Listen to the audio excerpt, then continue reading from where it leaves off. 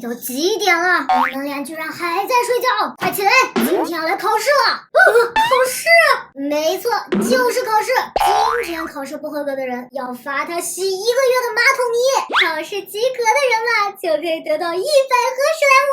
洗马桶泥，100盒史莱姆，赶紧开始吧！游戏规则：回答错误扣1颗小星星，回答正确加1颗小星星。第一轮，在你们面前有2盒泥儿，面前。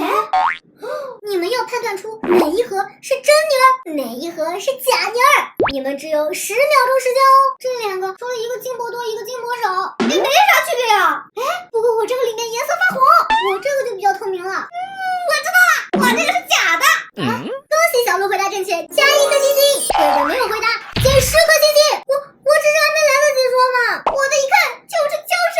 不过这个泥质感倒是挺好的。现在进入第2轮，只能用1种材料把你们面前的起泡胶变大5倍，把泥儿变大，这也太简单了。我先来，把它拿出来，变大神器，发红炮，只要加这1样材料就可以了。怎么挤不出来了？用完了。不过没关系，我还有另一样神器，那就是我妈妈的洗凝珠，随便丢几个洗凝珠，通通剪爆，一股清香味扑面而来，混合起来。怎么变成碎渣渣了？不科学！笨蛋，加这么多洗凝珠干嘛？看我的，我只要1根吸管就能搞定。上菜！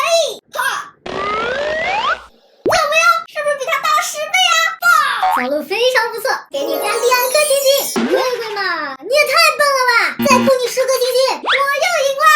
吹泡泡也行，只要把它变大都可以啊。我怎么就没想到？第3题，棉花泥的正确玩法。在你们面前有2盒棉花泥，怎么玩开梦才是正确的呢？想好了再答题哦。便便之神，你确定你种的是棉花泥吗？感觉种的像是草啊！玩棉花泥还不简单？嗨！哇，太爽了！真的就像棉花一样解压呢。不过就像一块猪皮呀，拉伸性一点都不好，还超脆呢。棉花泥很一般，也没啥可玩的。竟然敢说我的棉花泥不好玩，先扣你50颗小星星。刚刚你的玩法是错误的，再扣10颗小星星。我的分数一下就被人负数了。便便之神好可怕。龟龟，你可得想好了再回答。好好想想，棉花泥该怎么玩？难道是？我知道了，好绵密的棉花呀，这至少得养半年吧。应该小心翼翼的打开，千万不能伤到棉花，然后使用话筒。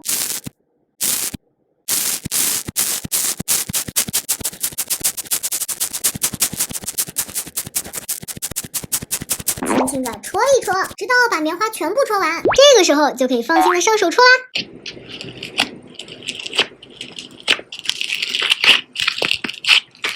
请使用工具赖皮。不错，贵贵的解答是正确的答题思路，给你加10颗小星星。我抗议无效。进入最后1轮，你们每人只能用2块钱的材料来 DIY 平价版的液态玻璃，记住不准用水晶土不能用水晶土，那怎么 DIY 呀？